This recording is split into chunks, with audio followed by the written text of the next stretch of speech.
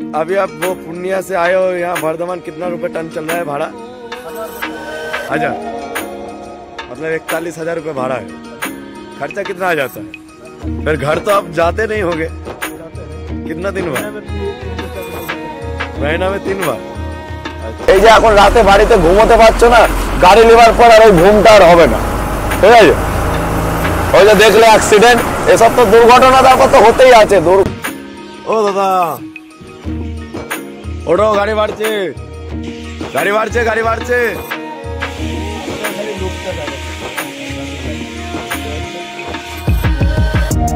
High বন্ধুরা, good morning, কেমন আছো তোমরা সবাই? আশা করি তোমরা সবাই খুব ভালো আছো, আর আমিও খুব ভালো আছি। আমাদের চ্যানেলে নতুন একটা ব্লগে সবাইকে স্বাগত জানাই। তো এখন বাজছে সকাল 8টা, আর আমাদের ব্লগটা এখান থেকে স্টার্ট হচ্ছে। আর আমি আছি এখন হচ্ছে সিউড়ি গেটে। তো সিউড়ি গেট থেকে আজকে আমি ব্লগটা স্টার্ট করলাম। এই হচ্ছে সিউড়ি রেলগেট। সিউড়ি রেলগেটটা আগে ওই সাইডে ছিল, তো ওই ব্রিজটা কাজ হবে, সেই জন্য রেলগেটটাকে আবার এইখানে নতুন করে আবার এই সাইডে করে দিল। আর এই হচ্ছে আমার গাড়ি, এই যে এখানে লাগানো আছে, ঠিক আছে। আর কার্তিক এখন দেখছে হচ্ছে টায়ার।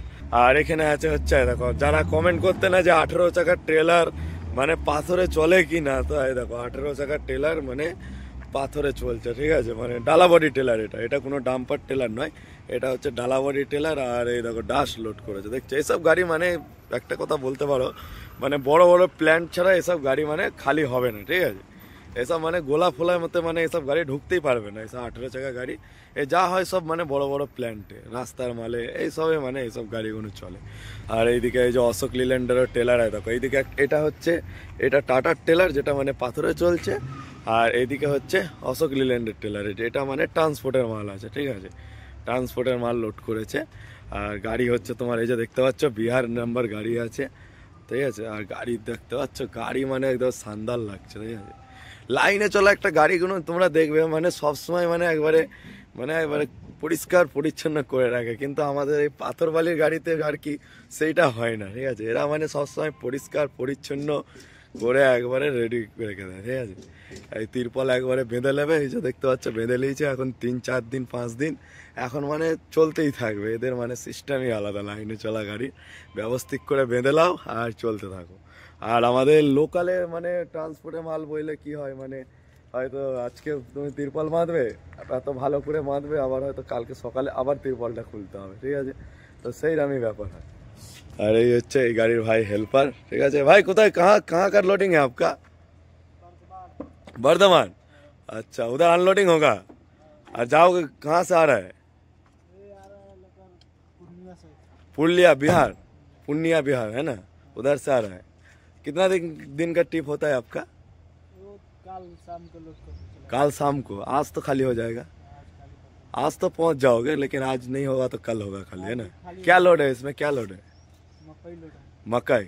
अच्छा, बढ़िया है। गाड़ी कहाँ का है? उधर का ही है ना। कितना गाड़ी है मालिक का? 5 गाड़ी है। अच्छा अच्छा। और ये है गाड़ी का उस्ताद जी। उस्ताद जी कैसे हो? बढ़िया है ना। ठंडा है क्या? बंगाल में कैसा ठंडा लग रहा है? थोड़ा नॉर्मल है। नॉर्मल है। बिहार में थोड़ा ज्यादा है। बिहार में ज्यादा ठंडा है, इससे ज्यादा? हाँ, इससे ज्यादा है, इधर थोड़ा नॉर्मल है। अच्छा, वही हम पूछ रहे थे कितना दिन का चक्कर लगता है, इसलिए पूछ रहे। भैया वो तो दूर के हिसाब से लगता है। दूर के हिसाब से। कहाँ कहाँ जाते हो आप?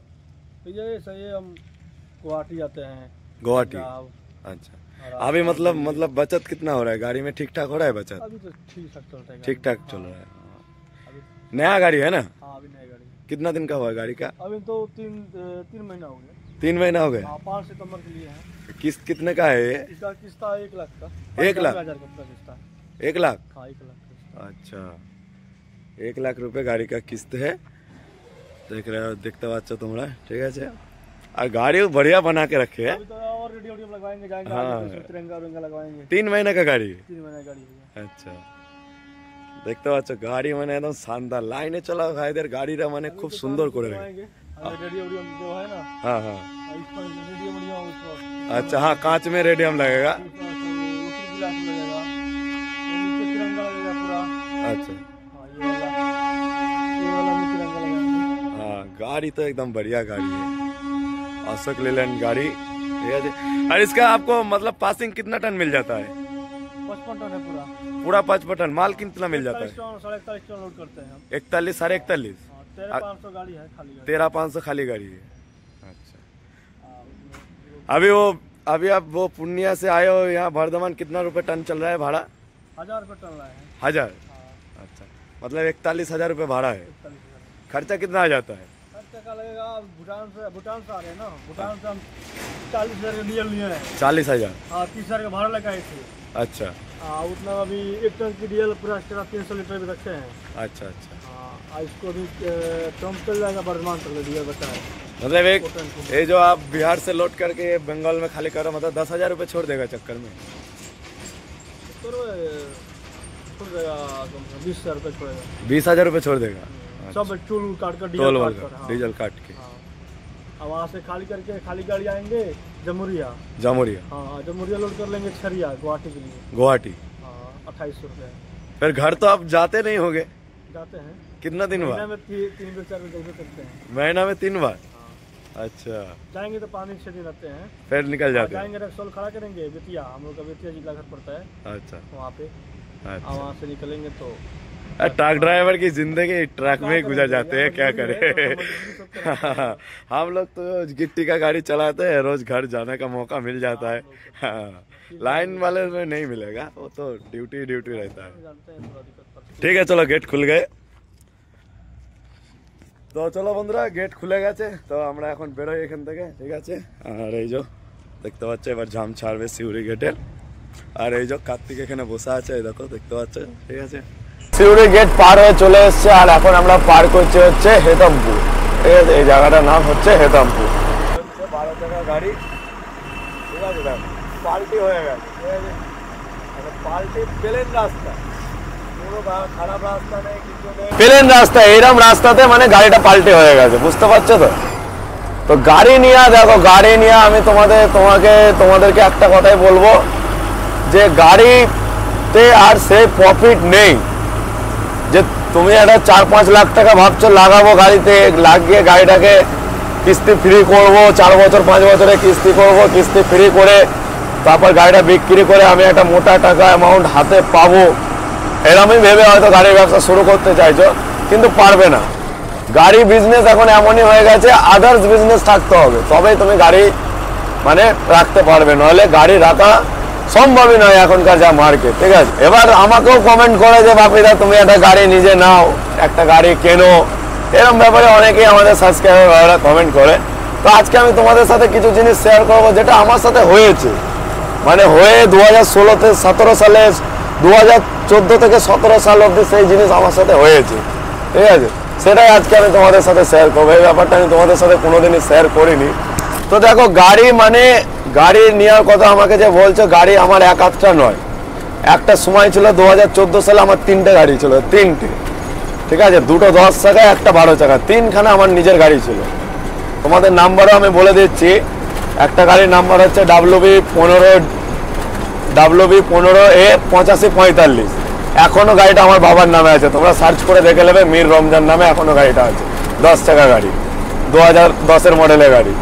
আর একটা হচ্ছে WB15B8782, তো ওটাও 10 চাকা গাড়ি, ওটা 2013 গাড়ি, ওটা আমার মায়ের নামে আছে, রেশমা বেগম। এখনো গাড়ি দুটো আমাদের নামেই চলছে, আছে এখনো অবধি। আর একটা গাড়ি হচ্ছে যেটা 12 চাকা আর কি, চ্যাচিস নিয়েছিলাম আমরা পুরো, তো সেটার নাম্বার হচ্ছে WB15D0204। ঠিক আছে এই 3টে গাড়ি আমাদের নিজের গাড়ি ছিল। ঠিক আছে 2014 থেকে 2017 অবধি টানা আমি এক টানা গাড়ির বিজনেস করেছি, এক টানা। ঠিক আছে তখন আমি গাড়ি চালাতে জানতাম না, পুরো এক টানা আমি গাড়ির বিজনেস করেছি। তো মালিক হয়ে কি জ্বালা ভাই, আমি সেটা তখনই বুঝে নিয়েছি যে কি জ্বালা, মানে তোমাদের কি বলবো, মানে এত বিজনেসটা খারাপ হয়ে গেছিল, খারাপ হয়ে গেছে, এখনো চলছে এরমই, তখনকার থেকে এখন তো আরো খারাপ চলছে। ঠিক আছে তখন তো মানে আমরা ভালো বুঝেছিল আমার বাবা, সেই হিসেবে গাড়িগুলো বেচা করিয়ে দিয়েছিলাম যে না এই গাড়ির ব্যবসা চলবে না, গাড়ি বেচে দাও। নাহলে আজকে তোমরা যে আমার বাড়ি দেখছো না, যে আমার বাড়ি এখনো কমপ্লিট হয়নি, আধা আধুরা হয়ে পড়ে আছে, তো আজকে আমার বাড়ি 3তলা বাড়ি হতো যদি আমি গাড়ি না কিনতাম। আমার বাবাকে যদি বলতাম গাড়ি না কিনে বাড়ি করব, তাহলে আজকে আমার বাড়ি 3তলা বাড়ি থাকতো।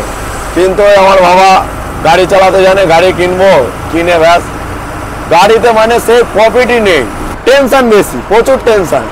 তোমার মাস গেলে গাড়ির কিস্তি 40-50 হাজার টাকা গাড়ির কিস্তি, তারপর হচ্ছে বছর গেলে ইন্স্যুরেন্স, সে গাড়ি খেটে আর তুলতে পারছে না। এখনকার যা পজিশন, সে গাড়ি তুলতে পারছে না। আমরা বাপ বাটা নিজেরা গাড়িতে মেহনত করে আমরা পারিনি, বুঝলে তো? ঠিক আছে, নিজেরা মেহনত করে আমরা পারিনি তো গাড়ি রাখতে। মানে এমন পরিস্থিতি হয়ে গেছে না যে মানে গাড়ি নিয়ে আমার নিজের পান্ডুয়ায় নিজের বাড়ির কাছে যেতে আমার ভয় লাগছে, যে গাড়ি নিয়ে আমি যাবো না। কেন যাবো না গাড়ি নিয়ে? ভয় কিসের ভয়? নিজের গাড়ি ভয়টা কিসের ভয়? গাড়ি রাখতে রাখতে দিনা জড়িয়ে যাবে, টাকা পয়সাতে জড়িয়ে যাবে। এই যে তুমি ভাবছো 5 লাখ লাগিয়ে গাড়িটা কিনবো, 10 লাখ টাকা অলরেডি দিনা হয়ে যাবে বাজারে। কিসের দিনা হবে? সেটা দেখো, টায়ারের দিনা হয়ে যাবে। ঠিক আছে, টায়ারওয়ালার সাথে দিনা হয়ে যাবে, তারপর হচ্ছে পাম্পওয়ালার সাথে দিনা হয়ে যাবে, গাড়ির কিস্তি ফেল হয়ে যাবে, ফাইন্যান্স টাকাটা মারবে, সুদওয়ালা টাকা মারবে, সুদের টাকা নিতে হবে, সুদওয়ালা টাকা মারবে। ঠিক আছে, আর গাড়ির বিজনেস থাকলে এইগুলো তোমাকে করতেই হবে, এইগুলোর সাথে ফেস করতেই হবে, কিচ্ছু করার নেই। এমন মানে পরিস্থিতি এসে গেছিল আমার। ঠিক আছে, গাড়ি তো কিস্তি তো ছাড়ো, গাড়ি কিস্তি, নিজের নতুন অ্যাপাচি গাড়ি কিনেছি আমি, নতুন। ঠিক আছে, শোরুম থেকে অ্যাপাচি 160 সিসি 90,000 টাকায় ক্যাশে গাড়ি কিনেছি। ঠিক আছে, সেই গাড়ি আমার মানে গাড়ির কিস্তি শোধ করার জন্য সেই গাড়ি আমাকে 60,000 টাকা বেচতে হয়েছে, জানো? বেচে সেই টাকা বাবার হাতে এনে দিয়ে দিয়েছে, আলাম গাড়ির কিস্তি ভরো। চোখের জল বেরিয়ে গেছে, জানো? চোখে মানে জল বেরিয়ে গেছে সেই সবগুলো করতে, সেই সব জিনিসের ফেস করতে। এরকম মানে পরিস্থিতির চাপে আমরা গাড়িগুলোকে ছেড়ে দিয়েছি, যে না, গাড়ির বিজনেস আমরা আর করব না। নাহলে আমাকে গাড়ি নেওয়ার কথা বলছে, আমি যদি ভাবি গাড়ি নেবো, আমাদের ফাইন্যান্সের সাথে যা সিভিল আছে, আমার বাবা মায়ের যা সিভিল আছে, আমি 0 ডাউন পেমেন্টে গাড়ি পেয়ে যাবো। ঠিক আছে, আমি যদি ভাবি 50,000 1 লাখ টাকা লাগাবো, তাতেই আমি গাড়ি পেয়ে যাবো, আমার বাবা মায়ের যা সিভিল আছে ফাইন্যান্সে। কিন্তু আমি ভাই ওই মানে ফেস আমি আর করতে চাই না। কারণ হচ্ছে দেখো, এই ড্রাইভারি করে এতে মজা আছে, এতে আরাম আছে, এতে আমি মাস গেলে 30,000 কামাই কি 35,000 কামাই, যেটাই কামাই, আমার কাউকে দিবারও নেই, কোনো টেনশন নেই। এই যে এখন রাতে বাড়িতে ঘুমোতে পারছো না, গাড়ি নেবার পর আর ওই ঘুমটা আর হবে না। ঠিক আছে, ওই যে দেখলে অ্যাক্সিডেন্ট, এসব তো দুর্ঘটনা, তারপর তো হতেই আছে, দুর্ঘটনা এসব তো হতেই আছে। রাত 12টায় ড্রাইভার ফোন করবে, দাদা এখানে আমাকে পুলিশ ধরেছে, এই হয়েছে দাদা, এখানে ছোট গাড়ির সাথে ঠেকে গেছে, দাদা এখানে গাড়ি পাল্টে হয়ে গেছে, এখানে গাড়ি অ্যাক্সিডেন্ট হয়েছে। ঠিক আছে, মানে সেসবগুলো ফেস করা কঠিন হয়ে যাবে। ঠিক আছে, তো এরকমই মানে আমার বাবারও সেরকমই পরিস্থিতি হয়ে গেছিলো, যে কারণে আমি লাস্টে আমার বাবাকে বললাম যে না, গাড়ি রেখো না। গাড়ি যদি রেখে দিই, আজকে আমার বাইক গেছে, কালকে তাই যে আমার বাপের যে ভিটেটা আছে সেটা পর্যন্ত নিলাম হয়ে যাবে, যদি আমি ভাবি যে গাড়ি রেখে দেবো। ওই জন্য আমার বাবাকে বললাম, লস হয় যা হয় গাড়ি বেচে দাও, গাড়ি বেচে দিয়ে লোকের ড্রাইভারি করো, ওতে অনেক লাভ আছে। ঠিক আছে, অনেক শান্তি থাকবে, বাড়ি গিয়ে 2 মুঠো যাই খায় অনেক শান্তিতে ঘুমোতে পারবো। এই হচ্ছে ব্যাপার। তো গাড়ির বিজনেস ভাই আমি করে দেখে নিয়েছি। তো গাড়ি আমি তোমাদেরকে একটা কথাই বলবো, যে গাড়ি কেনো না। যদি টাকা পয়সা 4-5 লাখ 10 লাখ যদি রেখে আছে কাছে, ভাবছো কোথায় ইনভেস্ট করবো, তো সোনা কেনো, আর নইলে ভাই জায়গা কিনে রাখো। ঠিক আছে, 20-10-5 বছর পর গাড়ি তোমাকে কিস্তি শোধ করে কিচ্ছু দেবে না, উল্টে দিনায় ডুবিয়ে দেবে। তুমি যদি একটা জায়গা কিনে রাখো, কি সোনা করে রাখো, সে তোমাকে কিছু না হলেও প্রফিট দেবে, লসে দেবে না। ঠিক আছে, এই গাড়ি কিনলে 4 লাখ লাগালে 10 লাখ দিনা হয়ে যাবে, কিন্তু জায়গা কিনলে 4 লাখ লাগালে 5 লাখ পাবে, তো দিনা কিছু হবে না। তো আমি এটাই বলবো ভাই, যে গাড়ির ব্যবসা একদমই এসো না, গাড়ি থেকে এসোই না। আমরা লাইনে ঢুকে গেছি, ঠিক আছে, এই ড্রাইভারি শিখে গেছি, ওই জন্য গাড়ি চালাতে হবে। এবার আমরা যদি এখন ভাবি যে লাইন চেঞ্জ করতে গেলে এখন অসুবিধা, সংসার পাতি হয়ে গেছে, বড় সংসার, ছেলে মেয়ে সব আছে, লাইন আমরা আর চেঞ্জ করতে পারবো না, আমাদের মানে চালিয়ে যেতেই হবে। ঠিক আছে, তারপর আর একটা কথা হচ্ছে যে ধরো মনের মতো ড্রাইভার পাবে না, মনের মতো খালাসি পাবে না। ঠিক আছে, টিপ হবে না গাড়ির, বহুত ঝামেলা। এই যে আমার এই গাড়ি, আমি এখন যে গাড়িটা চালাচ্ছি, এটা আমার কিস্তি ফ্রি গাড়ি, এর গাড়ি কোনো কিস্তি নেই। গাড়ি মালিক আমাকে দিয়ে দিয়েছে, তুমি চালিয়ে আমাকে টিপে প্রফিট দাও, ব্যাস। আমার মালিক গাড়ির কাছে কোনোদিন আসেও না, সেরকমই ভরসা করে আমাকে দিয়েছে যে তুমি চালিয়ে আমাকে প্রফিট দাও, নিজের কাছে গাড়ি রেখে দাও, কোনো টেনশন নেই।